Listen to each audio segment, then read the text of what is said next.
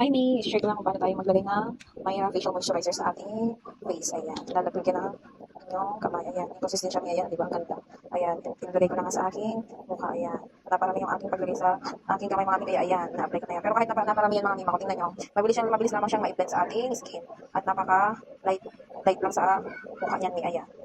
Napaka-smooth niyan, mi. Ayan. Kaya, ayan. Mura na siya dito sa TikTok Shop, mga mi. Pagka pumunta kayo ng Watson, min, ako, mas mahal siya, mga mima, kung magpapamasahe pa kayo. Dito sa TikTok Shop, i-deliver ko sa inyo, mga mi. Kaya dito na ako nag-purchase niyan sa TikTok Shop, mga mima ko. Ayan. Super legit naman, mga mi, ang store talaga. Ayan. Napakaganda sa skin. Ayan. May mga ano kayo dyan sa mga sensitive skin. Very recommended tong moisturizer na ito, mga mima ko.